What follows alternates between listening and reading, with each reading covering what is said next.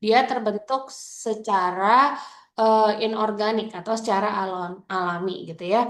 Jadi sudah paham ya apa itu batuan, kemudian mineral, kita juga sudah belajar juga ya apa itu mineral di kristalografi dan mineralogi dan juga di geologi fisik ya. Mineral adalah elemen yang inorganik, padat, yang terbentuk secara alamiah dan memiliki ciri-ciri yaitu memiliki struktur internal yang beraturan, memiliki karakteristik komposisi kimia tertentu, dan memiliki bentuk kristal dan properti fisik tertentu. Sehingga dari ciri-ciri ini kita bisa membedakan beberapa mineral-mineral yang umum gitu ya, antara satu mineral dengan mineral yang lainnya. Kalau mineral-mineral yang umum itu ada yang kuarsa, felspar, kalsit, mika, dan lain-lain gitu ya. Mineral logam misalnya juga. Nah, kita juga masih ingat ya bagaimana batu itu terbentuk gitu. Jadi eh, batuan ya sudah paham lah ya kalian semua bahwa batuan itu ada 3 jenis ya, yaitu yang paling awal gitu ya atau kita bisa bilang yang paling bentukan paling murninya dari batu itu adalah batuan beku gitu ya yang terbentuk akibat pendinginan, pengerasan dan juga kristalisasi dari magma gitu ya. Bisa magma, eh, ya ini magma ya terutama kalau keluar baru jadi lava gitu. Atau misalnya bisa terjadi karena kompaksi dan sementasi dari sedimen yang kita sebut sebagai batuan terrigenous atau klasik atau detrital ya, batuan sedimen detritus. Atau bisa juga karena presipitasi eh, atau karena terlarutnya beberapa chemical di dalam air. Misalnya eh, sedimentary rocks yang biochemical gitu ya, chemical dan biochemical. Contohnya halit gitu. Terus apalagi masih chert itu ya, rijang gitu ya. Kemudian ada juga yang dari akumulasi material organik. Tuh, salah satunya adalah coals atau batu bara. Atau bisa juga batuan itu terbentuk karena alterasi dari batu yang sudah ada atau kita sebut sebagai batuan metamorf yang teralterasi atau terubahkan karena adanya panas dan tekanan yang tinggi ya. Nah, masih ingat ya siklus batuan? Tuh, jadi batuan beku, ada batuan apa namanya? Yang sedimen, ada batuan metamorf gitu ya. Siklusnya ya harusnya kalian sudah hafal juga ya, mulai dari magma kalau dia membeku dan mengalami kristalisasi jadilah batuan beku.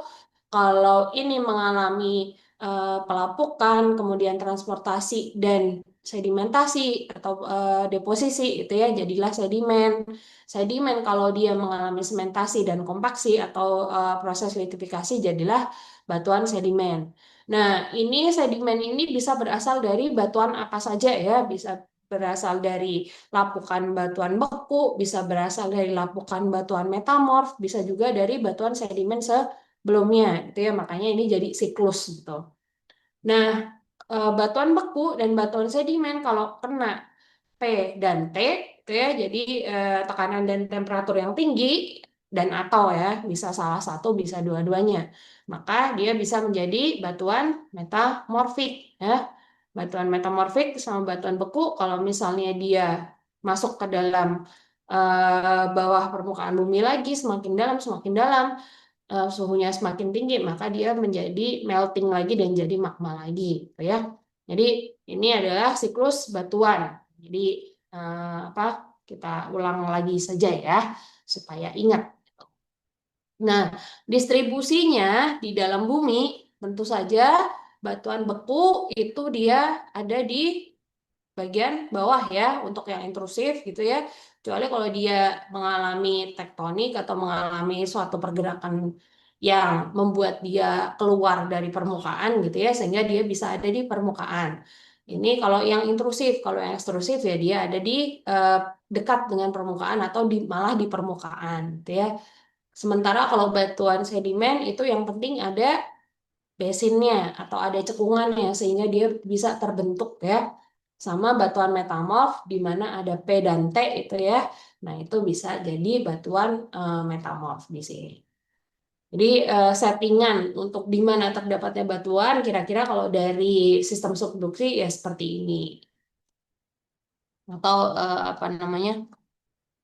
Yang apa yang divergen gitu juga bisa ya. Oke, kita bahas lagi sedikit mengenai batuan beku ya. Batuan beku itu dia berasal dari pembekuan magma ya. Masih ingat pembekuan magma ini bentuk-bentukannya bisa macam-macam ya, mulai dari yang batolit, stok, dike, lakolit gitu ya. Kemudian seal, nah kan macam-macam bentukan batuan beku yang ada di dalam ini. Kemudian yang intrusif ini, kemudian ada yang ekstrusif itu biasanya berupa aktivitas volcano atau vulkanik ya. Jadi kalau eh, kita masih ingat ya, semoga masih ingat. Ini mungkin sambil ngambil petrologi di sini ya. Jadi kalau yang eh, intrusif itu dia biasanya tergantung pada waktu lama dan apa namanya kedalaman pembekuannya gitu ya. Jadi semakin lama dan semakin dalam itu teksturnya akan semakin kasar gitu atau tekstur vanerik. Jadi kalau dia semakin dekat dengan permukaan, maka waktu pembekuannya dia akan cepat sekali gitu ya. Jadi kalau misalnya cepat sekali, dia tidak sempat membentuk kristal sehingga teksturnya akan lebih halus atau avanitik.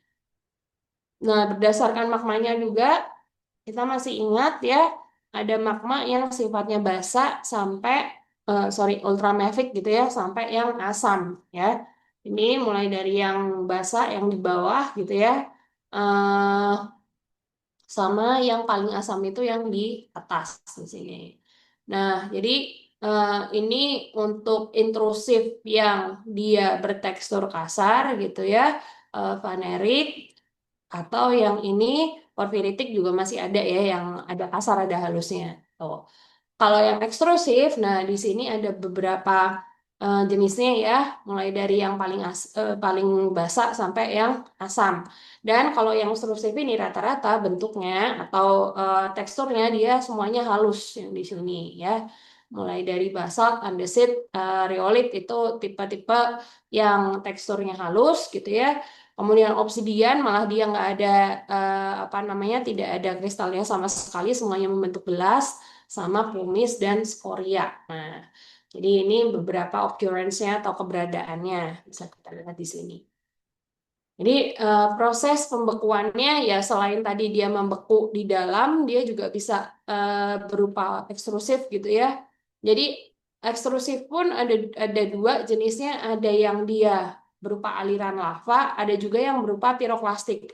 Kalau piroklastik misalnya ada abu ya, ada apalagi yang letusan-letusan hasil dari letusan gitu, termasuk gasnya juga. Nah, itu adalah hasil dari ekstrusif yang dia lebih apa ya lebih meledak gitu ya, jadi dia tidak mengalir tapi dimuntahkan atau kayak batuk-batuk gitu ya, apa namanya gunung apinya di sini. Oke, nah kalau yang intrusif atau plutonik di sini kita bisa lihat banyak bentukan-bentukannya ya, yang berbeda-beda. Mungkin bisa di apa namanya dicek sendiri ya kalau masih ingat apa saja bentukan-bentukannya gitu. Tergantung pada dia kedalamannya berapa sama morfologi atau litologinya yang dia tembus atau yang dia terobos itu bagaimana. Makanya akan berbeda-beda di sini. Sementara kalau dari komposisi mineral utama dalam batuan itu ada yang ultramafic atau ultra basa, basa, intermediar sampai ke asam ya. Jadi macam-macam di sini. Yang basa itu biasanya lebih gelap, sementara yang asam itu dia lebih apa namanya? Lebih terang gitu ya. Karena kandungan silikanya atau SiO2-nya itu dia semakin asam itu semakin tinggi, semakin basa semakin rendah. Ya, jadi ini beberapa eh, jenis batuan beku yang bisa mungkin kalian juga pernah mengamati juga ya pada saat praktikum atau pada saat kuliah geologi fisik dan krismin. Jadi ada yang teksturnya vanerik ya. Vanerik itu yang paling kasar gitu. Jadi semua kristal bisa kita lihat gitu. Ada yang avanitik, avanitik tuh yang halus semuanya. Ada yang porfiritik. Jadi kalau porfiritik ada apa namanya? Ada fenokris dan ada massa dasarnya. Jadi fenokrisnya itu besar-besar, sementara massa dasarnya itu dia halus gitu. Vesikuler yang seperti ini ya, yang bolong-bolong ini vesikuler sama yang glassy. Nah, kalau vesikuler itu tandanya dia pada saat pembentukannya dia kontak dengan udara atau air gitu, sehingga dia bisa membentuk bolong-bolong ini gitu ya. Sementara kalau yang glassy ini karena dia pembentukan atau pembekuannya dia terlalu cepat, jadi tidak sempat membentuk ini apa namanya membentuk kristal atau bentuk kristal yang jelas gitu sehingga dia bentuknya lebih seperti gelas saja gitu ya. Jadi kalau kalian eh, mecahin botol gitu, nah pecahannya kan mirip dengan obsidian ini atau yang bentuknya adalah yang glassy ini. Oke.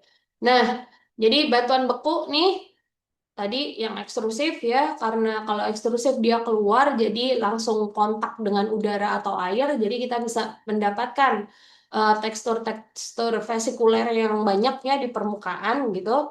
Contohnya lava bantal gitu ya, basalt gitu. Ada juga yang dia intrusif. Nah, kalau intrusif di dalam dia biasanya membentuk akar kolom karena dia lebih restricted gitu ya. Jadi pembentukannya bisa lebih rapi di sini. Ya. Oke.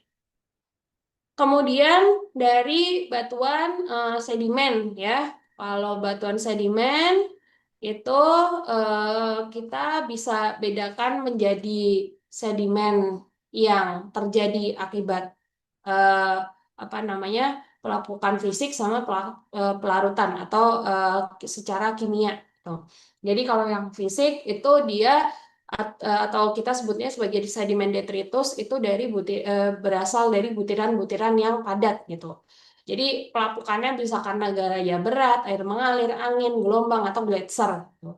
Ya, jadi pelapukannya dia menyebabkan batuan yang sebelumnya jadi pecah-pecah ya, kemudian tertransportasi dan mengalami sedimentasi di suatu cekungan sehingga kita sebut sebagai sedimen plastik. Kalau mengalami litifikasi tadi ya itu jadilah dia batuan sedimen yang plastik. Sementara kalau yang kimia itu ya itu dia berbagai mineral-mineral itu larut dalam air dan kemudian mengalami hidrolisa, disolusi atau oksidasi sehingga membentuk sedimen non-plastik. Jadi bukan dari butiran-butiran ini. Nah, batuan sedimen non-plastik ini bisa yang berupa batuan sedimen organik, misalnya batu gamping gitu ya, atau yang sedimen kimiawi, halit gitu kan ya, atau sorry bukan halit, chert gitu atau rijang gitu misalnya. Oke, nah batuan sedimen sendiri klasifikasinya itu biasanya berasal dari ini berdasarkan dari ini apa namanya pembentuknya. Jadi kalau yang detritus atau detrital itu karena dia berupa fisik ya. Jadi pembagian atau jenis-jenisnya itu berdasarkan dari ukuran butirnya ya, mulai dari ukuran butir yang kasar sekali sampai yang halus sekali. Nah, itu biasanya yang apa namanya untuk yang plastik gitu ya. Sementara kalau yang organik ini yang kimiawi hasil apa namanya yang asalnya dari organik yaitu batu bara dan batu gamping. Kita tahu kalau batu gamping itu punya klasifikasinya sendiri gitu ya. Jadi apa saja klasifikasi batu gamping? Nah, silakan dipelajari nanti di sedimentologi ya. Jadi ada beberapa klasifikasi batu gamping yang berbeda. Yang batu gamping organik itu ada klasifikasinya tergantung pada jenis dan bentuk hidupnya. Kemudian kalau yang batu gamping yang detrital atau yang plastik itu juga ada klasifikasinya sendiri ya. Ada kalsilutit, ada kalsirudit. Nah, yang itu nanti akan dipelajari di sedimentologi, gitu ya, di kuliah sedimentologi.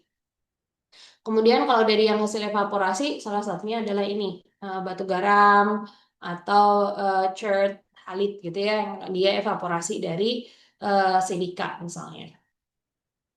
Nah, kalau distribusi batuan sedimen sendiri, tentu saja dia harus ada di sebuah basin gitu ya. Jadi harus ada material yang membawanya atau material transportnya. Eh, Harus ada juga tempat dia di mana dia bisa mengumpul atau berkumpul menjadi satu sedimen gitu ya. Nah, batuan sedimen bisa saja terdapat di berbagai tempat. Yang penting ada wadahnya atau ada cekungannya. Mulai dari atas gunung gitu ya, dia bisa jadi gletser misalnya, kemudian sungai, danau, bahkan di apa namanya di padang pasir pun juga bisa gitu ya. Kalau padang pasir berarti material media transportasinya adalah angin gitu ya. Kemudian sampai di laut gitu. Di laut kita juga punya lingkungan pengendapan yang berbeda-beda. Jadi nanti akan dipelajari selanjutnya gitu ya, apa saja pembagian lingkungan pengendapan yang ada di laut misalnya. Mulai dari yang paling dangkal sampai yang paling dalam. Nah, jadi batuan sedimen ini bisa jadi di mana-mana di permukaan bumi ya. Yang penting kalau batuan sedimen itu adalah ada cekungannya. Jadi ini berapa klasifikasi nih lingkungan pengendapan atau cekungan batuan sedimen. Mulai dari glasial gitu ya, ada danau yang normal-normal aja, ada yang dry lake gitu ya, ada yang begitu dari atas ke bawah ini nanti jadi alluvial fan, kemudian ada yang sungai, tidal flat yang ada di pantai gitu ya, atau delta plain, kemudian alluvial fan, yang submarine fan ya sebenarnya mirip ya antara yang ini sama yang ini, tapi yang ini di darat, yang ini di laut gitu. Kemudian dia di sini yang tadi bagian batu gamping itu ada reef environment. Jadi lingkungan pengendapannya adalah apa namanya? Terumbu karangnya gitu ya. Sama satu lagi ada dunes atau inilah daerah yang berpasir gitu ya. Jadi dunes tidak hanya di padang pasir misalnya, tapi bisa di mana saja termasuk di pantai. Yang penting dia terbentuk akibat material yang tertransportasi oleh angin itu membentuk gundukan-gundukan itu atau dunes. Nah ini misalnya ya. Tuh. Oke, nah eh secara distributif gitu ya, batuan sedimen dan lingkungan pengendapannya kita bisa lihat model tektoniknya di sini. Jadi kalau yang paling dekat dengan subduction itu adalah nanti sedimennya itu berupa melange gitu. Jadi melange di sini eh, nggak tahu nanti kalian bisa berangkat ke Karangsambung atau enggak, tapi kalau kakak-kakak tingkat kalian yang angkatan 2022 kemarin baru saja ke Karangsambung, dan di Karangsambung ini mereka mendapatkan, nah ini batuan sedimen yang berupa melange yang dia munculnya itu di accretionary wedge atau di apa namanya di bagian palung gitu ya. Jadi dia campuran batuan dari berbagai jenis dari mana-mana, baik dari yang lebih dalam maupun yang lebih atasnya. Makanya kita sebutnya sebagai melange. Kemudian kalau di apa namanya di foreland basinnya ini ya macam-macam ya. Kita bisa dapat alluvial fan. Kalau di sini ada lautnya, kita dapat shoreline juga, dapat shallow marine lagi gitu ya. Kemudian kalau lebih jauh ke dalam gitu ada evaporit, ada danaunya gitu ya. Kalau danaunya terbentuk akibat sesar turun gitu, kadang-kadang kita akan mendapatkan apa anjakan-anjakan gitu ya.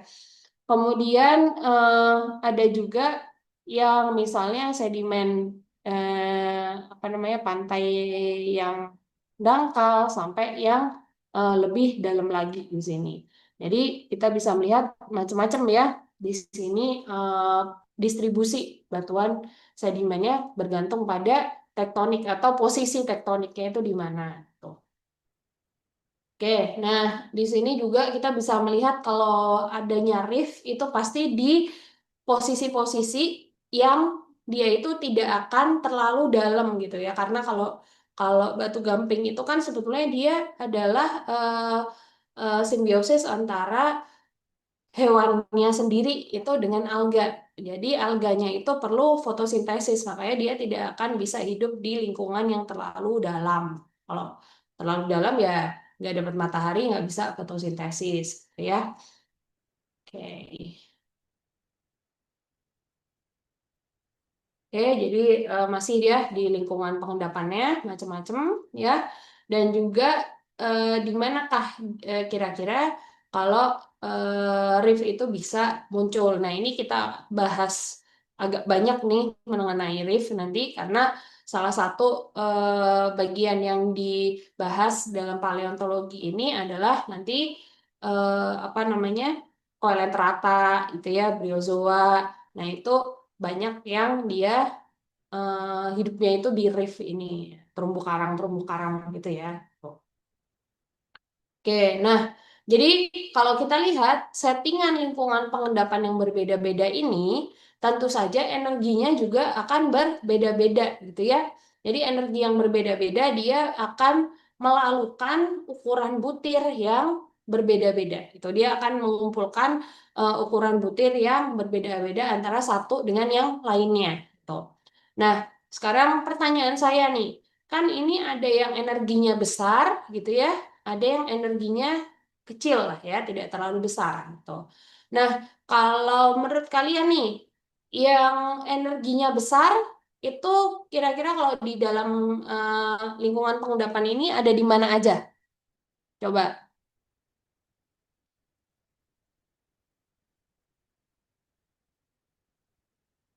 ada di lingkungan pengendapan mana aja nih kalau yang energinya besar? Coba,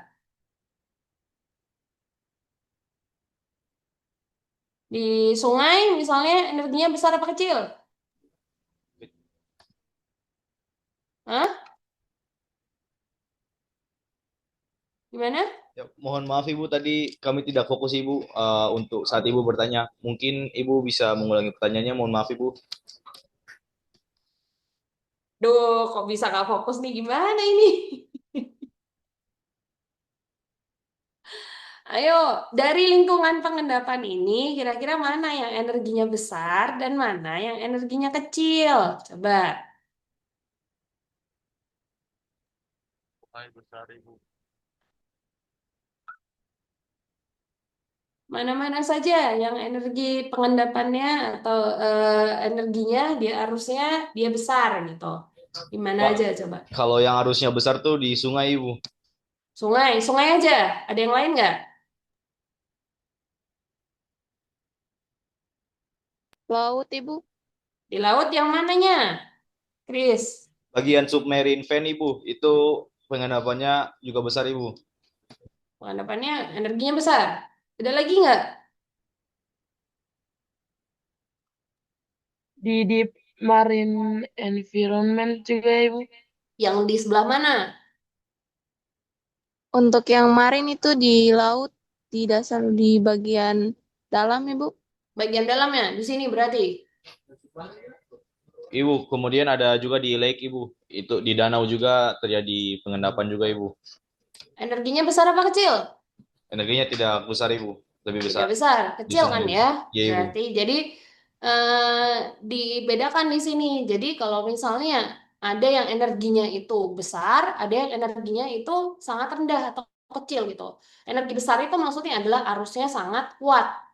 Jadi bagian yang arus-arusnya sangat kuat itu misalnya ada tadi betul ya di sungai, terutama yang masih daerah-daerah dekat dengan hulu. Karena kalau sudah dekat dengan muara itu sungainya dia energinya kecil gitu ya. Jadi tidak terlalu deras apa alirannya gitu.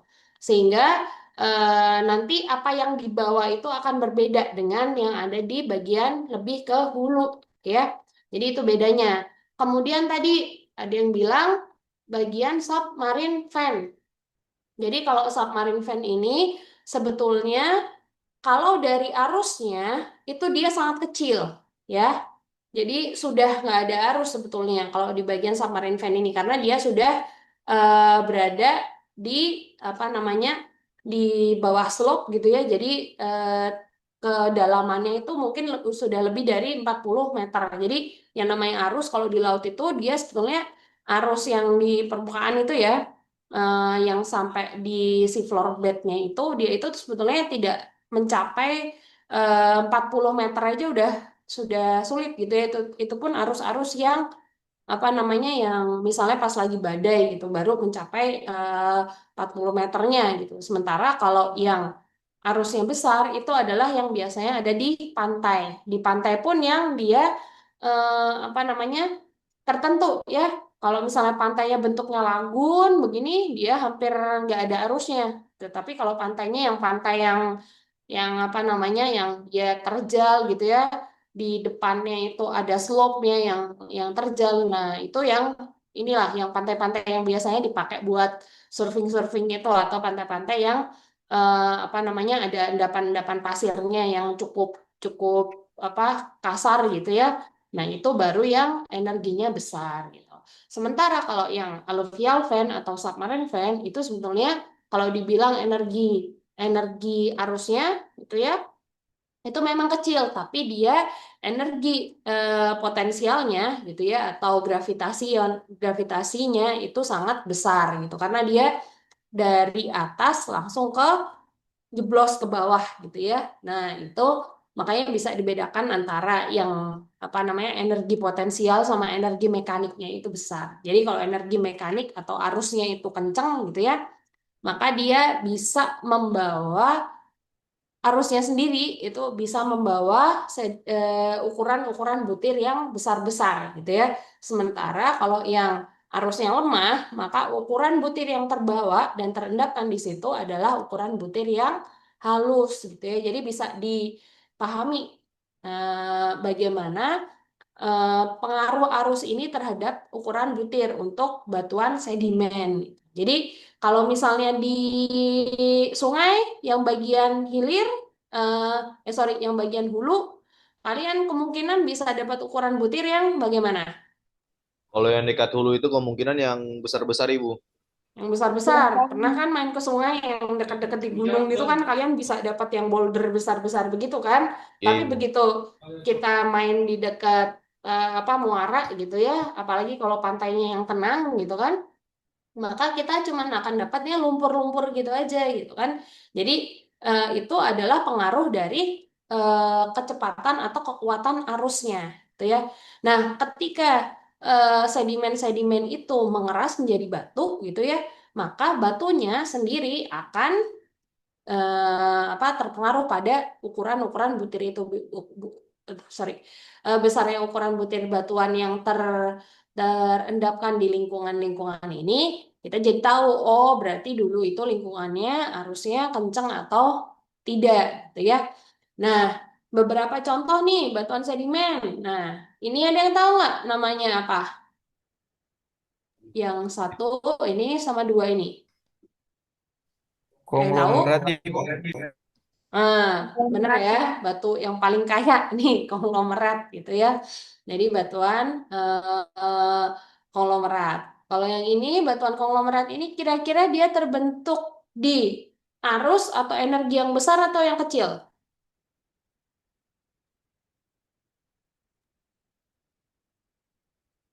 Arus kecil, Ibu.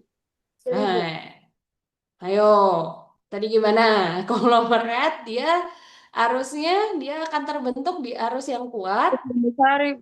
besar Ibu atau kecil? tergantung dia punya ukuran fragmennya Ibu.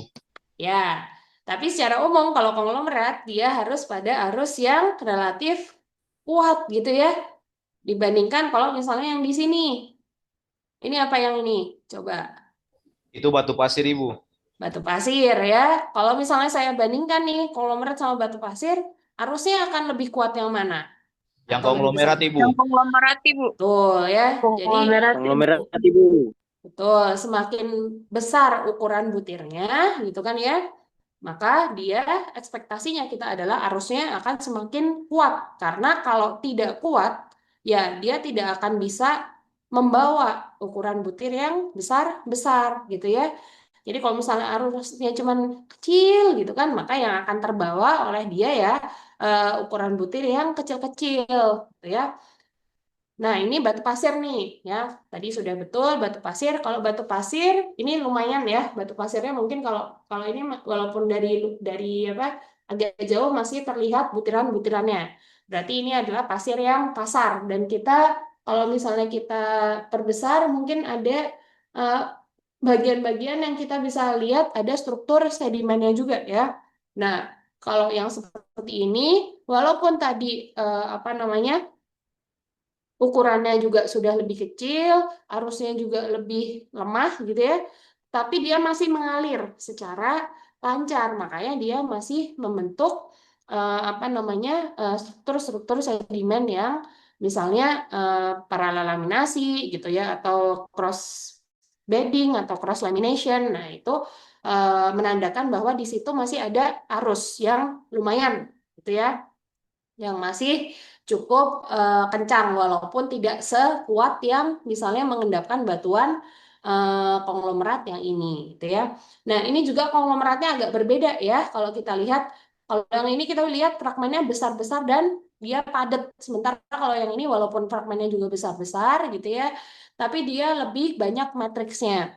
Makanya yang ini kita bisa bilang konglomeratnya itu adalah yang fragmen supported jadi yang lebih banyak fragmennya, kalau yang ini adalah matrix supported atau yang lebih banyak matrix dan semennya di sini ya. Jadi ini juga nanti beda, berarti kalau yang ini itu arusnya lebih kencang, lebih padat gitu ya, sementara yang ini lebih encer gitu arusnya. Jadi lebih banyak ukuran butir yang kecil-kecilnya gitu daripada yang besar-besarnya. Oke, nah kalau yang ini ada yang tahu nggak?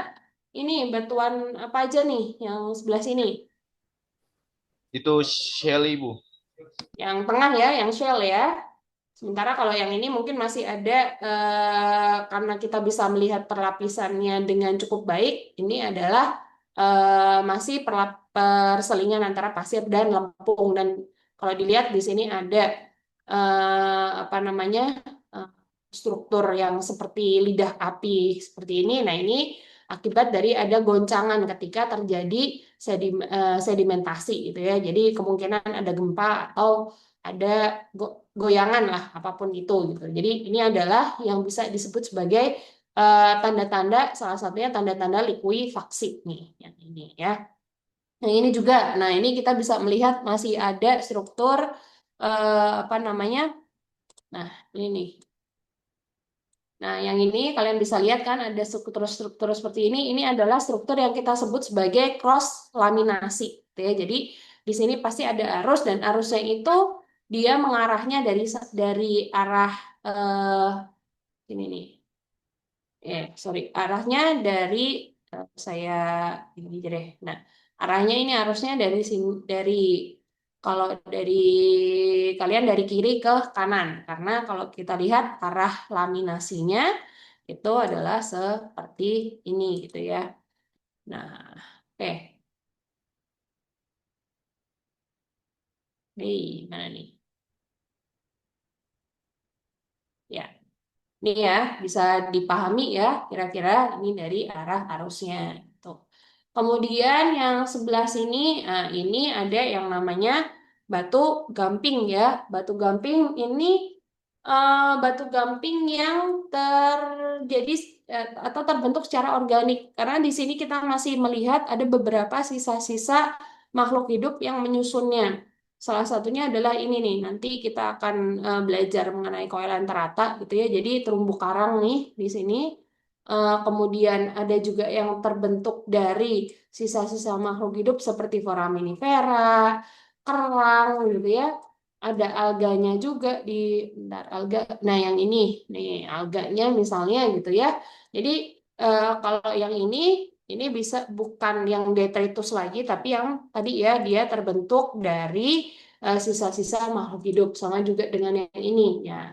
Kalau yang ini itu dia berasal dari apa namanya porifera ya porifera. Jadi apa namanya SpongeBob itu sebetulnya dia terdiri dari eh, ini nih yang kita lihat di sini. Jadi pembentuknya rangkanya SpongeBob itu yang ada di sini seperti ini, ya.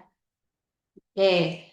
Nah, ini adalah jenis-jenis batuan beku. Jadi tadi kalau batuan sedimen. Jadi kalau batuan sedimen dia pasti butuh yang namanya cekungan dan juga ya tergantung ya pada ukurannya itu ada arus atau tidaknya. Kalau yang ini tadi yang dibilang apa sebagai batu shell atau serpih atau batu lempung berarti dia arusnya sangat slow gitu ya atau hampir tidak ada gitu. Nah, ini biasanya terbentuknya di lagun, di danau atau di laut yang dalam gitu. Jadi kalau laut yang dalam itu justru dia hampir tidak ada arus yang mengalir sama sekali. Jadi di laut yang dalam itu terjadinya adalah pengendapan yang dia hanya turun perlahan-lahan gitu ya. Eh, jadi yang bisa turun perlahan-lahan itu kan pasti adalah batuan-batuan, sedimen-sedimen yang berukuran sangat halus. Jadi ya jadinya seperti ini. Kebanyakan adalah berupa lempung tadi. Tuh. Nah, eh, itu kalau yang batuan sedimen. Kemudian selanjutnya adalah batuan metamorf. Ya, ayo guys, batuan metamorf. Oke, kalau batuan metamorf itu batuan yang dia berasal dari batuan yang lain pokoknya. Batuan yang sebelumnya. Jadi bisa dia asalnya dari batuan beku, bisa asalnya dari batuan sedimen yang sebelumnya gitu ya. Jadi dia mengalami mineralisasi baru atau pembentukan mineral-mineral baru akibat perubahan suhu dan tekanan pada fase padat gitu ya. Jadi perubahan mineralnya atau alterasi mineralnya itu dia tidak mengalami fase apa namanya melting tapi ya langsung dalam fase padatnya itu akibat dari tingginya suhu atau tekanan-tekanan yang ada dialami oleh batuan metamorf ini. Dalam batuan metamorf yang terjadi prosesnya di sini ada rekristalisasi, ada reaksi kimia dalam kondisi padat. Jadi beberapa mineral dia akan terpindahkan dan bergabung menjadi satu dan terubahkan di situ dalam fase padatnya gitu ya. Dan tidak terjadi peleburan batuan atau melting. Jadi yang terjadi di sini pertama adalah ini ya pengurangan jumlah fluida dan rongga pada batuan karena adanya tekanan atau karena adanya apa namanya panas yang menimpa batuan itu gitu ya sehingga rongga dan fluidanya itu sangat jauh berkurang gitu ya. Ketika rongga dan fluidanya sangat jauh berkurang dia kan akan tertekan gitu ya. Jadi tekanan ini bisa menyebabkan mineral-mineral jadi saling bereaksi dan terubahkan atau teralterasi sehingga terjadilah batuan-batuan metamorf ini gitu ya. Nah, batuan metamorf sendiri itu ada beberapa kondisi yang berbeda yang menyebabkan apa namanya metamorfisme yang berbeda-beda gitu ya, jenis metamorfisme yang berbeda-beda. Ada yang metamorfismenya itu adalah metamorfisme kontak. Nah, kalau yang metamorfisme kontak ini tentu saja diakibatkan oleh apa suhu yang tinggi T ya, T yang tinggi. Jadi dia terjadi di sekitar sumber panas. Contohnya ya di ini nih ya, yang bagian-bagian dekat dengan lava atau magma yang ada gitu ya. Nah, ini misalnya kontak metamorfisme. Jadi kontak metamorfisme itu biasanya dia menyebabkan batuan yang termetamorfismenya itu ada yang namanya efek bakar. Nah, efek bakar itu belum tentu terus gosong jadi hitam gitu ya. Macam-macam efek bakar itu. Keramik misalnya, keramik itu kan sebetulnya adalah contoh dari proses metamorfisme juga ya. Dari lempung gitu kan ya, atau dari tanah liat, jadi keramik atau jadi piring yang lebih keras gitu. Kan eh, keramik itu tadinya itu kan warnanya ya coklat atau agak kemerahan, ada juga yang abu-abu gitu ya. Tapi begitu dia dibakar ya, kena metamorfisme istilahnya atau alterasi, mineralnya jadi padat gitu ya. Sehingga malah dia jadi warnanya jadi lebih terang, bukan jadi gelap gitu ya. Jadi belum tentu kalau misalnya dia mengalami efek bakar gitu atau metamorfisme kotak, dia akan jadi gosong, tapi lebih ke keras dan padat gitu. Bahkan warnanya juga dia bisa jadi lebih terang sebetulnya gitu ya. Jadi kalau dalam metamorfisme kontak ini yang kita lihat adalah efek bakarnya ya. Kemudian ada juga metamorfisme yang dinamik atau kataklastik. Jadi yang dia terdapat di zona patahan nih. Jadi kalau yang metamorfisme dinamik itu terdapatnya di zona yang ada sesarnya nih biasanya. Nah, di sini nih misalnya ya, yang kataklastik metamorfisme. Karena dia ada pergesekan di situ antara satu bidang sesar dengan bidang yang lainnya, dia mendapatkan tekanan dan panas sekaligus walaupun kalau mungkin panasnya nggak terlalu ya dibandingkan dengan yang metamorfisme kontak tadi, tapi kalau udah di bawah itu berarti udah panas, tapi yang lebih dominan di sini adalah tekanannya di sini. Jadi ada yang namanya metamorfisme dinamik atau kataklastik yang mana terjadi itu biasanya di zona-zona sesar. Kemudian ada yang metamorfisme regional, jadi dia luas gitu ya karena adanya orogenesa ya. Yang regional berarti yang di sini ya, jadi antara satu lempeng dengan lempeng yang lain dia bertemu. Nah ini kalau pengen lihat di mana apa namanya, ya pasti di tempat-tempat yang dulunya itu lempeng benua ketemu lempeng benua. Kalau di kita mungkin nggak terlalu banyak contohnya, tapi mungkin kalau ada yang nanti bisa jalan-jalan ke Swiss atau jalan-jalan ke Himalaya, nah itu isinya batuan metamorfisme metamorfisme yang apa namanya kontak yang berupa regional ini, ya.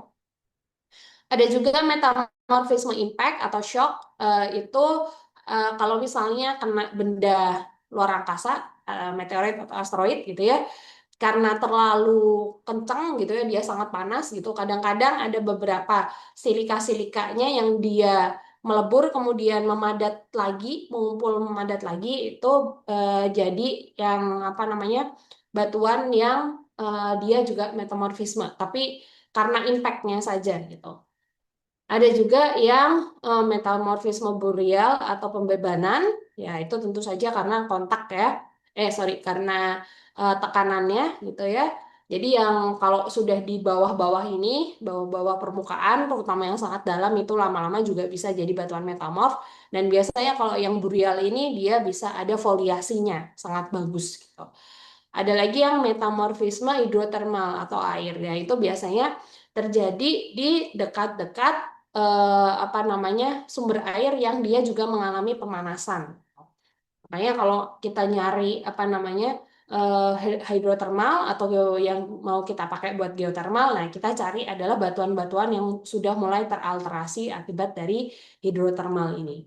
Jadi ini P dan T-nya semuanya cukup tinggi ya, sehingga bisa jadi batuan yang sangat-sangat apa namanya keras dan sudah teralterasi tadi. Nah, batuan metamorf ini ada beberapa yang kita sebutnya memiliki foliasi gitu ya. Foliasinya ada beberapa. Jadi ada yang slate, ada yang fillet, ada yang gneiss gitu ya. Jadi nanti tinggal batuan asalnya itu apa gitu ya. Kemudian dia mengalami apakah P dan T. Nah, ini kita bisa lihat adanya struktur-struktur foliasi ini gitu. Jadi ada struktur planar pada batuan karena sejajaran mineral akibat proses metamorfisme. Nah, ini contohnya ya dari yang batu sabak. Nah, ini biasanya dari batu lempung.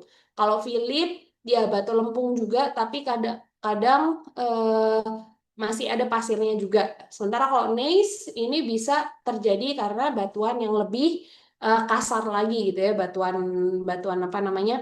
Batuan sedimennya itu lebih kasar sehingga dia lebih ada apa namanya? Ada yang semacam fragmen-fragmennya tuh ya di sini.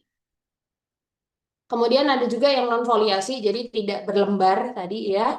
Itu berarti ya dia dari batuan-batuan yang lain yang juga dia tidak punya laminasi atau foliasi di sini.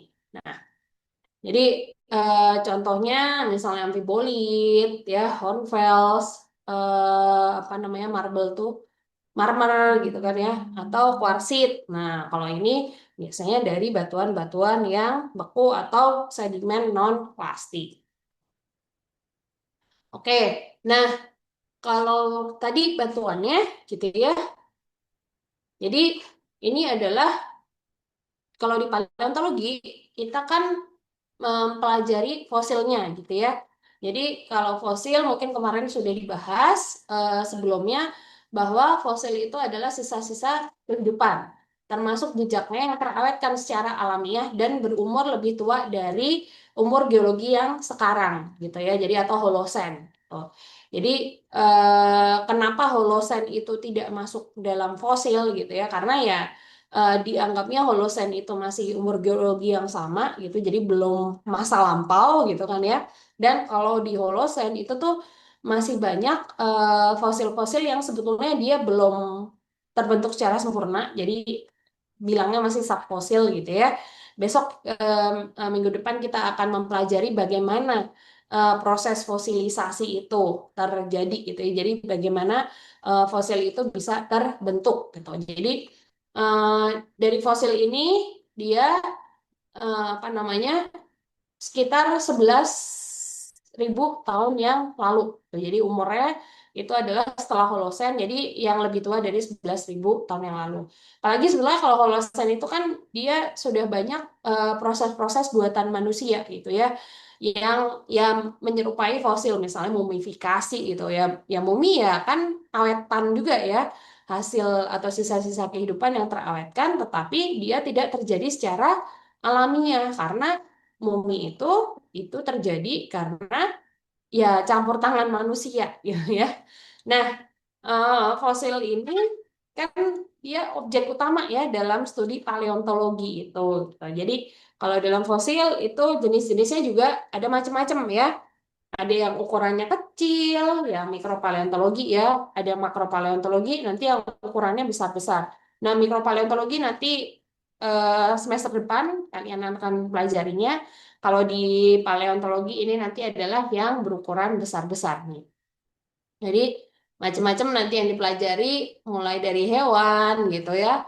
Ada tumbuhan, ada koprolit gitu. Jadi macam-macam nanti yang akan dipelajari di dalam paleontologi terutama yang makro ini. Contoh-contohnya ya macam-macam besok kalian akan mempelajari apa namanya? Mempelajari bagaimana fosil itu terbentuk dan proses-proses fosilisasinya gitu ya. Nah, kemudian saya mau tanya dulu nih, kalau tadi itu kan ada macam-macam ya batuan, mulai dari batuan beku, batuan sedimen, sama batuan metamorf, ya. Nah, menurut kalian nih, ini sambil nanti nih, kalau bisa jawab, saya nggak akan jadikan tugas, tapi kalau nggak bisa jawab, nanti saya akan jadikan tugas nih, ya. Oke, eh, jadi tolong dijawab dulu nih sekarang. Dari ketiga jenis batuan tadi, ya, kira-kira atau fosil itu akan berada atau akan kita temukan di batuan yang jenis apa? Batuan sedimen Coba. Ibu. Sedimen. Langsung Sedimen, Bu, sedimen. batuan sedimen ya. Kenapa? Kenapa? Coba salah satu bisa Saya dijelaskan. Ibu. Ya boleh, Roland.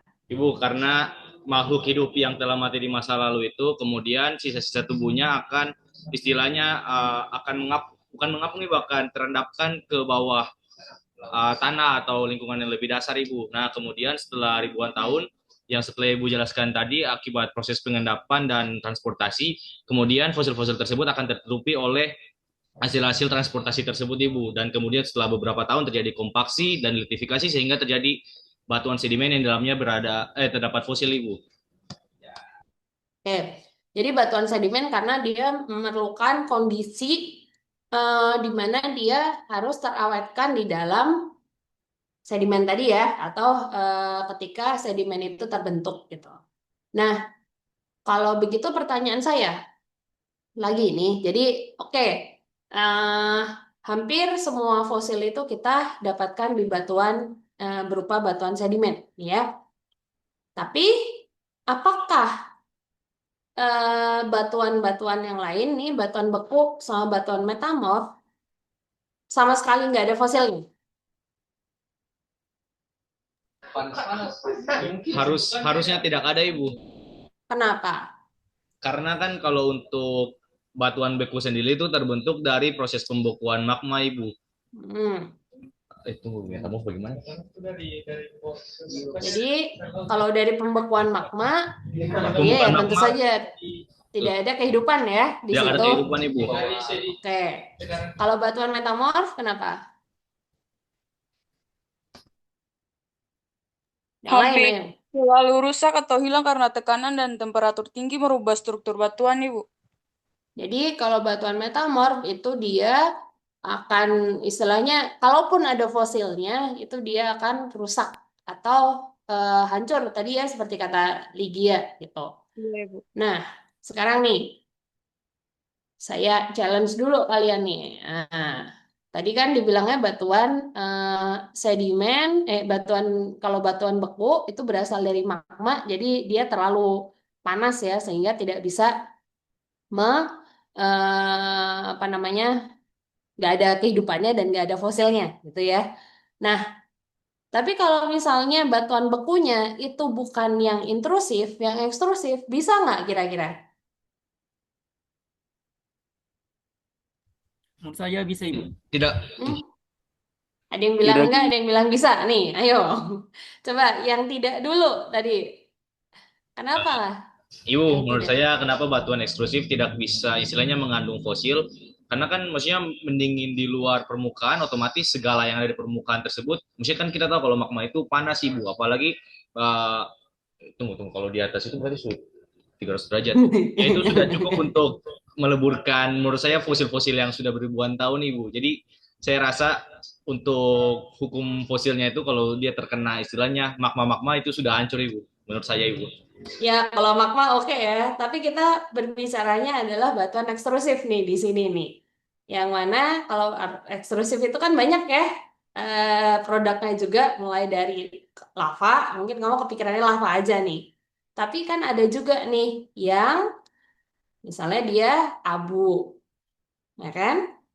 Pumis, ignimbrite. Nanti kalian akan pelajari lagi ya produk-produk gunung api itu apa saja. Tuh. Coba kalau Yahya tadi kan bilang bisa ya, Yahya kenapa alasannya? Kalau menurut saya nih bilang misalnya karena mungkin fosilnya nih bisa ada setelah proses batuan bekunya ada, Ibu. Kayak misalnya batuan bekunya sudah ada, terus fosilnya baru ada setelah batuannya, Ibu. Jadi ketika fosilnya ada di atas batuan ekstrusifnya, maka akan terjadi sedimentasi seperti yang tadi Roland sudah jelaskan, Ibu. Jadi menurut saya kenapa batuan ekstrusif bisa ada fosil, karena fosilnya itu muncul setelah adanya batuan ekstrusif, Ibu. Oke, jadi jawabannya sebetulnya dua-duanya benar ya. Kita lihat dulu tapi batuan ekstrusifnya. Kalau batuan ekstrusifnya itu adalah lava seperti ini, misalnya menerjang sapi ya, ya udah pasti kebakar semuanya gitu. Tapi bayangkan kalau misalnya batuan ekstrusifnya itu salah satunya adalah hasil letusan berupa jatuhan abu. Nah, kalau jatuhan abu ini dia kan temperaturnya sudah tidak terlalu panas ya, mungkin sudah di bawah 100 derajat gitu. Oke, apa namanya bagian-bagian luarnya dia akan terbakar gitu atau gosong gitu karena terlalu panas. Tapi sebetulnya kan yang namanya fosil mungkin ada bagian yang justru akan lebih banyak terendapkan, terendapkan, apa namanya terawetkan itu kan bagian-bagian kerasnya gitu ya.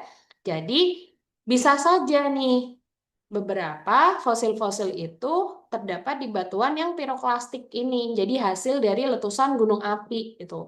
Contohnya nih, kalau kalian penasaran nih, habis ini kalian googling ya peristiwa letusan gunung api Pompei. Nah, itu kan dia sebenarnya batunya sendiri itu adalah produk dari piroklastik ini ya. Walaupun apa namanya prosesnya itu ya kalau sudah keluar gitu ya, itu prosesnya sebetulnya ya mirip juga dengan proses sedimentasi gitu. Tapi kalau dari batunya sendiri itu sebenarnya dia adalah batuan yang dia apa namanya hasil dari letusan gunung api dan eh, istilahnya pengendapannya juga itu adalah akibat dari aktivitas ekstrusif ini.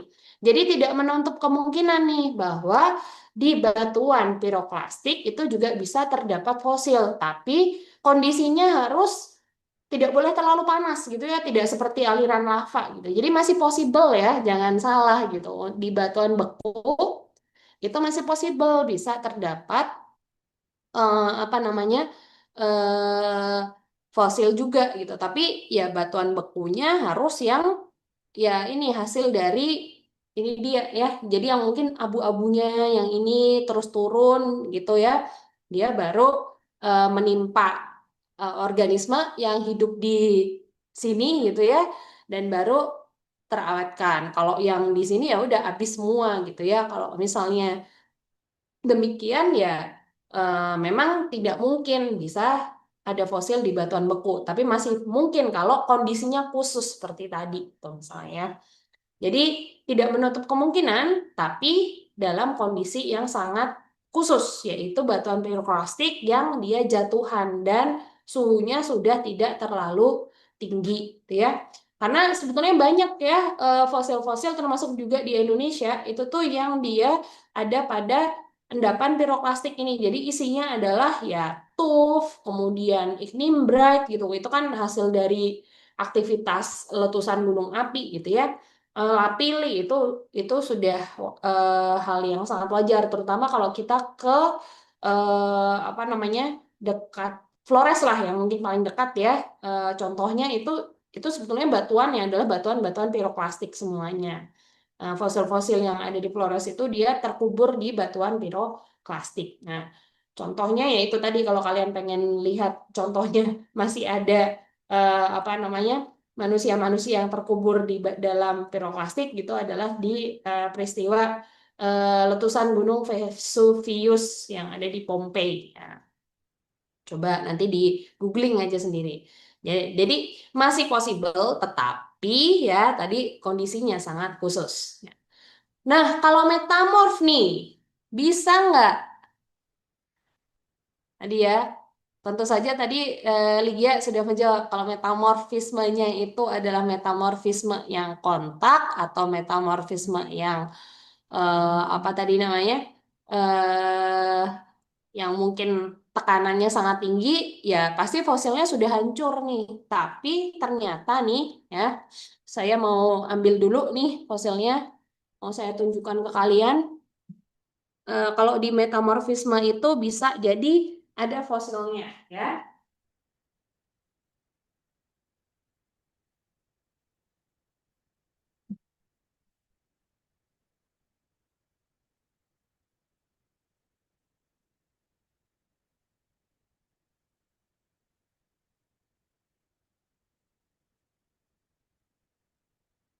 Oke, saya stop share dulu. Bisa dipin ya. Eh,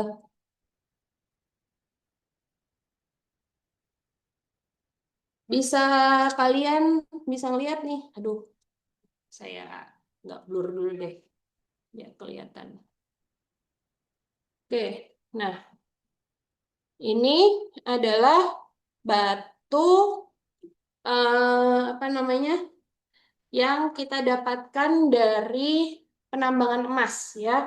Jadi di sini dia eh, ada di sistem gunung api yang sudah tua gitu ya.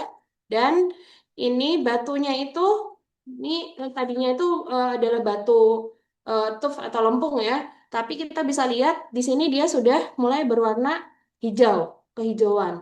Ini menandakan bahwa ini batuannya sudah mulai teralterasi dan mulai mengalami metamorfisme, ya. Tapi kita lihat nih di sini, Eh, kelihatan nggak ya? Kelihatan nggak sama kalian? Kelihatan, Bu. Yang saya tunjuk nih. Nah, Kelihatan, Bu. ini tuh tulang. Lebih jelasnya lagi, ini nih, ini bekas tulang, ya. Nih, Ya, ada di sini nih, yang putih ini. Jadi, tidak menutup kemungkinan juga bahwa di batuan metamorf itu kita masih bisa dapat juga. Cuman ini temuan saya di Minahasa ya, di Sulawesi Utara. Jadi kayaknya saya cari publikasi-publikasi yang terkait yang ini yang lainnya itu kita belum belum ada. Jadi memang kejadiannya ini sangat langka gitu ya. Jadi tidak menutup kemungkinan juga nih ternyata fosilisasi, sorry bukan fosilisasi ya, fosil masih bisa ditemukan di batuan eh, apa namanya batuan malihan juga atau metamorf. Tapi kalau yang ini tentu saja metamorfnya derajatnya masih sangat rendah gitu ya. Jadi kalau yang ini metamorfismenya adalah yang hidrotermal tadi gitu. Jadi ya masih possible ya. Tapi sebetulnya dia juga kondisi fosilnya sudah cukup mengenaskan ya. Jadi karena kalau hidrotermal itu kan airnya agak asam ya. Air yang ada di apa namanya di sistem geotermal itu. Nah, itu jadi tulangnya banyak keropos gini. Sayang sekali nih, nggak bisa melihat langsung gitu ya. Ini berat banget ini batunya.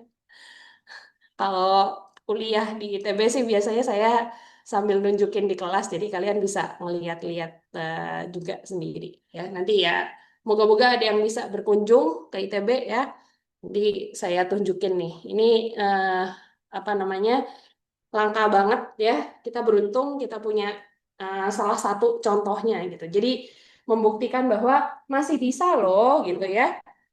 Apa namanya fosil itu terdapat di batuan metamorf tapi dengan kondisi yang sangat khusus gitu. Jadi eh, ya tidak salah juga ketika kalian menjawab kalau misalnya fosil itu terdapatnya di batuan sedimen karena memang 99,9% mungkin ya batuan itu sorry fosil itu terdapat di batuan sedimen tapi tidak menutup kemungkinan dia bisa di eh, tipe atau jenis batuan lain selama dia kondisinya tidak merusak fosilnya gitu ya. Jadi masih bisa mengawetkan fosilnya di situ. Itu ya. Jadi tidak salah ya tadi teman-teman yang sudah menjawab sudah bagus sekali mau berpendapat gitu ya. Tetapi tidak menutup kemungkinan it's possible gitu ya. Ternyata di kondisi-kondisi yang lain juga masih bisa gitu ya. Jadi ya tidak selalu yang namanya alam kan ya suka-suka dia ya yang namanya bumi itu pembentuk apa prosesnya ya suka-suka dia. Kalau misalnya nggak bisa sama sekali ternyata ada buktinya yang ternyata masih bisa juga gitu ya. Jadi tidak menutup kemungkinan bahwa proses fosilisasi atau fosilisasinya sendiri atau fosilnya juga masih terdapat di jenis batuan yang lain. Gitu ya, bisa dipahami ya. Jadi tidak saklek harus batuan sedimen aja. Walaupun memang yang paling ideal itu ya nggak usah dipertanyakan itu adalah batuan sedimen. Gitu ya, paham ya Baik, teman-teman paham Ibu. semuanya? Oke, Baik. oke. Nah, gimana? Ada yang mau tanya nggak sekarang? Ada yang mau bertanya?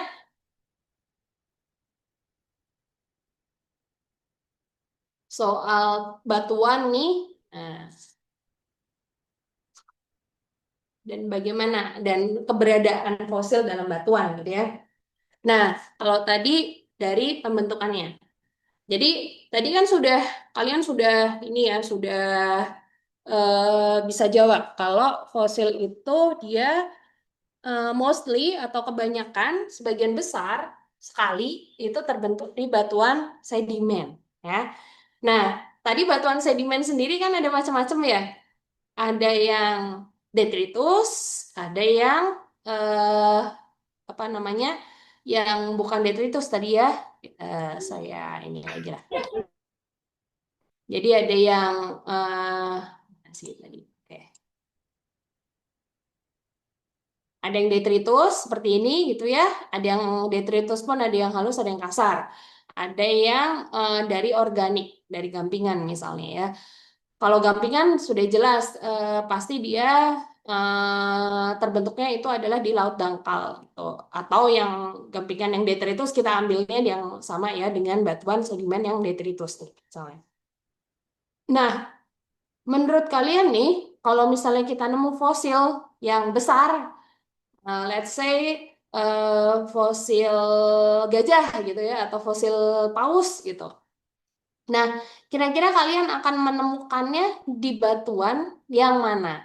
Mau batuan yang halus-halus begini atau yang kasar-kasar begini? Yang halus Ibu. Kenapa, Ronald? Kenapa yang halus?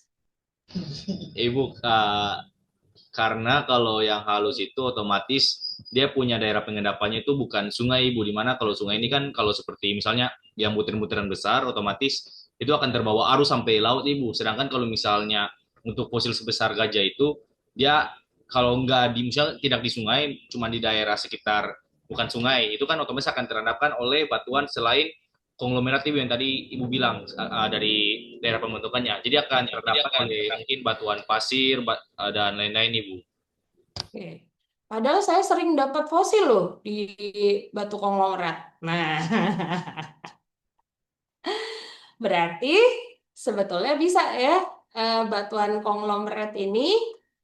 Jadi sebetulnya fosil bisa kita dapatkan di apa namanya di batuan yang macam-macam lah ya. Could be anything gitu. Tinggal kita lihat kondisi fosilnya itu bagaimana. Jadi kalau misalnya arusnya itu kencang, misalnya ya, kita tidak akan eh, kemungkinan besar kita tidak akan mendapatkan fosil yang utuh. Jadi fosilnya pasti udah pecah-pecah gitu ya. Berarti bisa dibilang dia tertransportasi lumayan jauh gitu. Tapi kalau misalnya kita dapat di batuan sedimen yang relatif lebih halus, itu berarti kondisi fosilisasinya dia bisa apa namanya mengawetkan bagian-bagian yang lebih lebih ini ya lebih lebih banyak gitu atau lebih lengkap gitu. Jadi anggaplah kalau misalnya gajah mati di sungai gitu ya.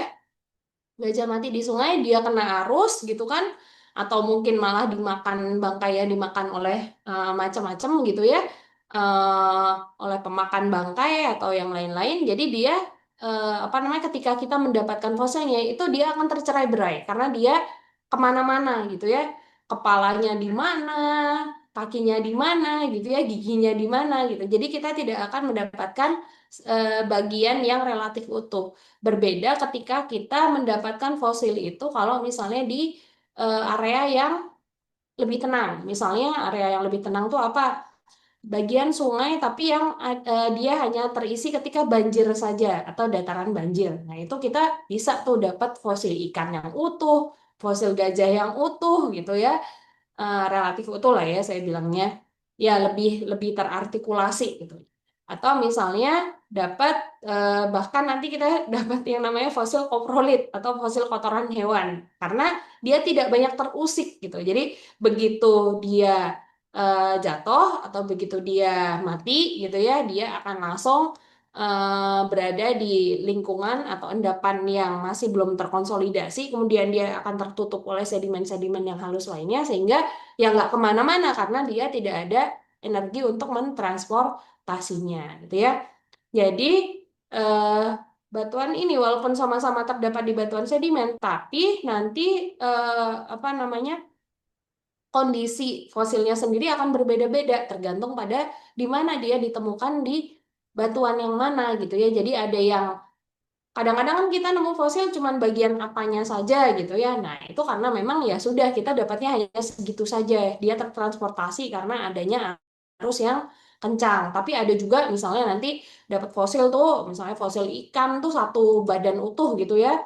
Nah, satu badan utuh misalnya kayak yang ini nih. Nah, ini berarti dia kondisi fosilisasinya dia lebih tenang dibandingkan kalau misalnya kita cuma dapat satu gigi aja gitu ya. Nah, demikian. Tuh. Sama ini ya. Ya, kalau fosil itu kan kita perlu bagian yang keras ya. Besok akan dibahas kenapa kalau fosil perlu bagian yang keras gitu. Jadi, kalau fosil itu yang baik dari bagian yang lembutnya atau bagian yang lunaknya itu ya dia masih bisa terfosilisasi, tapi kondisi fosilisasinya sangat khusus gitu ya. Jadi atau endapannya itu dia tidak mengusik lah, tipenya tidak mengusik fosilnya sendiri. Tuh. Ya, oke. Nah, oh ini tadi udah ya. Jadi sebetulnya apa namanya? Karena sudah bisa menjawab, jadi nggak perlu tugas minggu ini gitu. Yang penting kalian sudah paham ya bahwa fosil itu bisa terjadi di could be anywhere gitu dengan kondisi tertentu. Walaupun kalau kondisi yang paling apa namanya paling ideal itu adalah kondisi sedimentasi itu karena dia langsung tertutup oleh sedimen. Kemudian apa namanya kondisinya juga juga tidak terlalu panas, tekanannya juga tidak terlalu tinggi. Jadi bagian tubuh yang terfosilisasinya juga dia tidak rusak gitu. Jadi bisa mendukung nanti proses fosilisasi yang akan kita bahas di minggu berikutnya. Gitu ya. Oke, kalau kuliahnya cukup sampai di sini. Ada pertanyaan?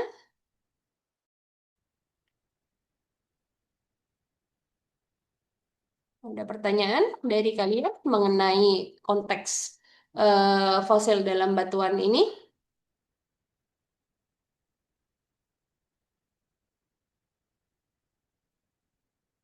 Silahkan kalau ada yang mau bertanya.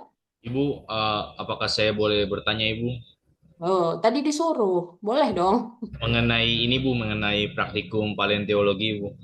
Ah, Kira-kira kalau saat praktikum itu kita akan seperti apa ya Ibu ya? Apakah akan mendeskripsikan jenis fosil, kemudian mengurutkan waktunya atau bagaimana ya Ibu? Bu Via bisa dijawab. Soalnya nanti kalau praktikum kalian sama Bu Via, nggak sama saya. Hehehe. Baik Ibu. Vi, ada nggak Vi? Nanti ya ditanyakan ke Bu Fia aja soalnya biasanya selama ini yang pegang praktikum itu dari dosen-dosen Unpatinya. Karena kan susah ya kalau kalau kami memandu praktikum juga ada praktikum kan harus pegang sesuatu gitu. Jadi eh, biasanya kalau praktikum kita kita serahkan pada Bu Fia.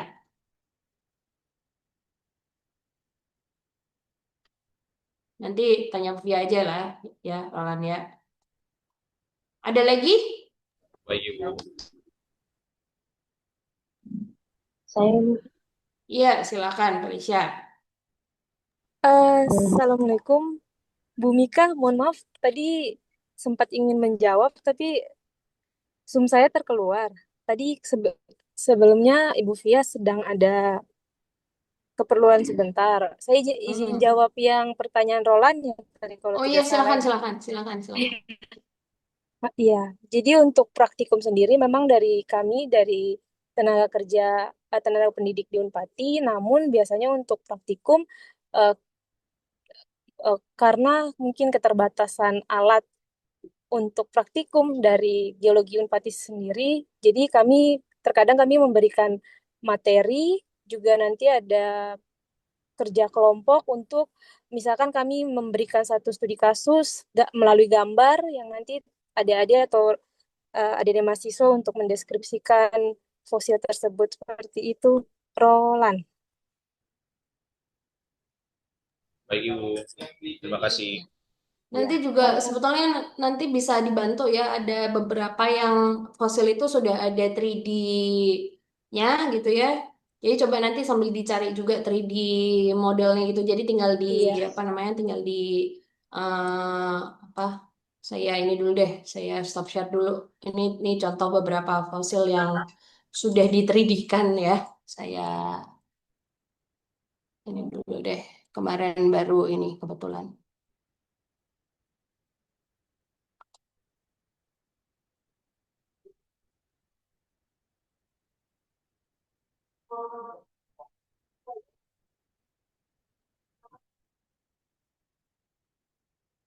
Ntar lagi loading nih, agak lama.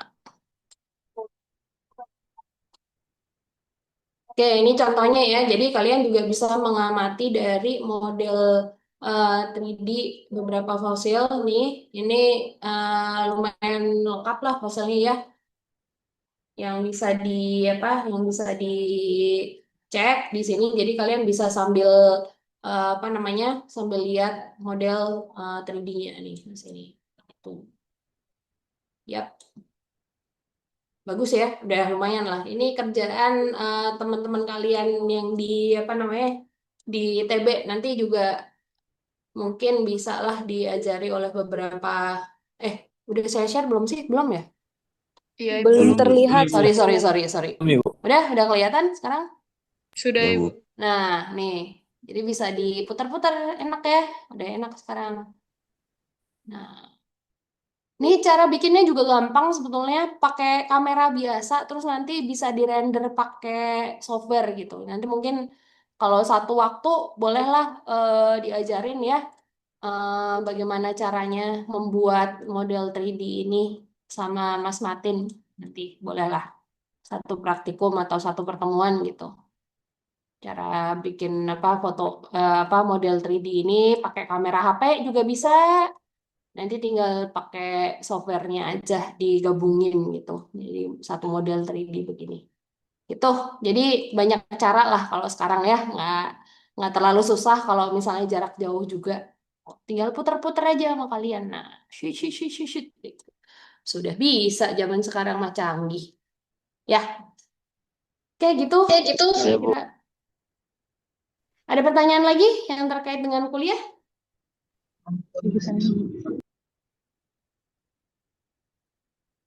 Tidak ada? Ya, kalau tidak ada, Ada Ibu, ada. oh iya silakan. Ya Ibu. Jadi yang tadi Ibu bilang kalau ada fosil kotoran nih dari Mm-mm. ya Ibu. Jadi pertanyaan saya, em, kotoran itu kan fases kan Ibu, pada dasarnya bahan organik yang biasanya cepat busuk atau hancur. Tapi kalau jadi fosil atau kotoran, apakah ada proses khusus yang membuatnya bisa bertahan lama Ibu? Asik. Besok aja, karena besok pas materi fosilisasi ya. Jadi akan dibahas juga tuh bagaimana bagian tidak hanya kotoran ya, tetapi bagian-bagian yang lunak bisa jadi terfosilisasi. Yang pasti saya udah kasih clue dulu. Dia kondisinya nggak boleh pada arus yang gimana? Deras. Yang kuat ya, yang deras gitu. Jadi dia harus pada kondisi yang sangat-sangat arusnya sangat-sangat tenang gitu ya. Tuh. Ya, tapi itu akan dibahas minggu depan, jangan khawatir karena minggu depan itu materinya adalah tentang fosil dan fosilisasi. Jadi proses-proses fosilisasi yang kalian nanti penasaran kenapa bisa kotoran jadi fosil gitu ya, kenapa tulang bisa jadi fosil, kenapa cangkang bisa jadi fosil. Nah, itu nanti akan dibahas pada saat minggu depan. Jangan buru-buru, tenang aja, ada waktunya. Oke, gitu ya, Alicia. Ada Bu. Ah. Besok kalau nggak salah yang eh, kasih kuliah Pak Aswan, jadi tanyain aja kalau misalnya Pak Aswan lupa menjelaskan. Tapi pasti dijelaskan kok ya. Gitu? Baik, Bu. Ada pertanyaan lagi? Ibu-ibu saya, Ibu. Boleh. Tapi Ibu, apakah saya bisa menanyakan di luar dari batuan dan fosil, Ibu? Ya, kita coba dulu ya. Kalau misalnya nanti materinya materi minggu depan, kamu tunggu aja minggu depan gitu. Tidak, Tapi Ibu. boleh Ini, ditanya dulu. Ibu, saya kan kemarin nonton TikTok, Ibu. Terus Mm-mm. saya lihat ada satu info di mana di Jogja itu terdapat gumuk pasir, Ibu. Mm-mm. Nah, gumuk pasir itu terjadi karena adanya kegiatan atau aktivitas vulkanis, terus kemudian ada apa eh, gelombang, terus ada angin juga yang membuat sehingga mereka bisa bisa menjadi gumuk pasir tersebut, Ibu. Nah, pertanyaan saya tadi kan Ibu ada sempat singgung-singgung juga tentang gelombang atau kekuatan gelombang yang bisa membawa batuan-batuan, begitu kan Ibu? Hmm. Nah, pertanyaan saya menurut Ibu, eh, gelombang besar atau kecil yang membawa pasir-pasir tersebut sehingga bisa menjadi gumuk pasir, Ibu. Menurut Ibu saja, Ibu. Oke, jadi eh, sebetulnya kalau gumuk pasir atau sand dune, saya liatin ya kalau penampakannya di Google itu ya bagaimana. Jadi sand dune itu lebih kayak gini ya. Jadi bentukan-bentukan gundukan-gundukan yang sebetulnya dia terbentuk karena adanya angin. Jadi ini anginnya pasti dari arah sini nih. Bentar. Di arah sini ke sini. Jadi gumuk pasir yang ada di Jogja itu sebetulnya adanya di pantai ya. Jadi dia bukan akibat dari gelombangnya, jadi bukan karena gelombang pantainya, tapi angin pantainya yang membuat adanya gumuk pasir ini gitu. Ya, jadi bukan bukan karena gelombangnya di sini, tetapi karena angin. Nah, angin sendiri itu kan sebenarnya juga arus gitu sama. Cuman kalau kalau arus yang di sungai sama di pantai itu air, kalau angin itu adalah udara gitu, sama-sama fluida sebetulnya kalau di dalam fisika. Nah, angin itu pembentukan dune atau sand dune karena angin itu dia kalau bahasa Indonesia sandun itu gunung pasir ya. Apa gumuk pasir tadi, sorry, gumuk pasir tadi. Jadi bisa terjadi di daerah-daerah yang mana sedimennya itu terbentuk akibat dari angin. Jadi tersedimentasinya adalah dari angin. Kalau misalnya dia mengalami apa namanya litifikasi, ya bisa aja jadi batuan sedimen gitu. Jadi gitu ya. Dan satu lagi kalau nggak salah gumuk pasir yang di Jogja itu tuh bukan akibat dari vulkanisme ya, karena jauh dia. Eh, dia itu ada di pantai pantai Parangtritis lah, yang banyak gumuk pasirnya. Sebenarnya banyak juga lah daerah-daerah Jogja lainnya yang ada gumuk pasirnya ini gitu ya. Nah, itu itu pantai apa batuannya sedimennya ya dia sebenarnya pasir aja, pasir yang berasal dari laut selatan. Kebanyakan pasirnya itu kalau saya cek tuh ternyata ya apa namanya karbonatan gitu, jadi dia banyak mungkin dari terumbu karang dan lain-lain karena batuan dasarnya di situ juga apa batuan gampingan gitu, jadi bukan batuan vulkanik gitu ya. Jadi gini bentukannya ya. Tadi cukup jelas atau kurang jelas?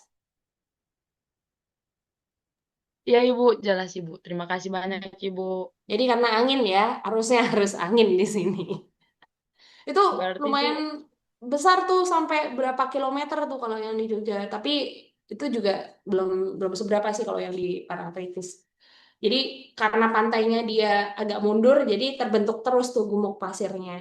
Jadi yang paling jauh atau yang paling jauh sama pantai itu tuh yang gumuk pasir yang terjadi di paling awal gitu. Ceritanya demikian. Oke, masih ada pertanyaan lagi? terima kasih, Ibu. Kalau sudah tidak ada pertanyaan, bisa saya tutup ya kuliahnya pada hari ini.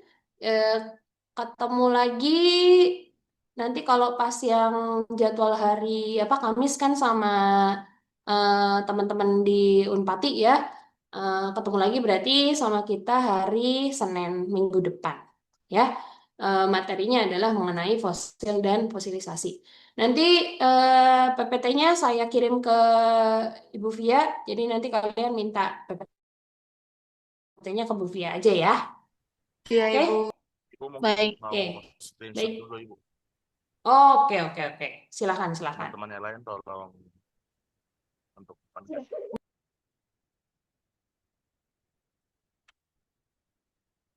Nah, itu berempat tuh.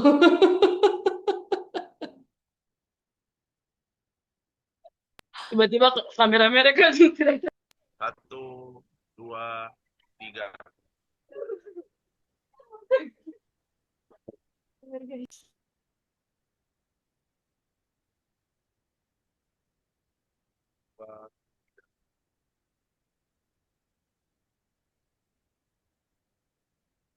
Ya udah, kasih. Yo. Kasih, Bu. Terima kasih, Bu. Oke, saya live dulu ya. Terima kasih, Bu. Terima kasih, Bu. Baik, Bu. Tunggu. Dok. Revi.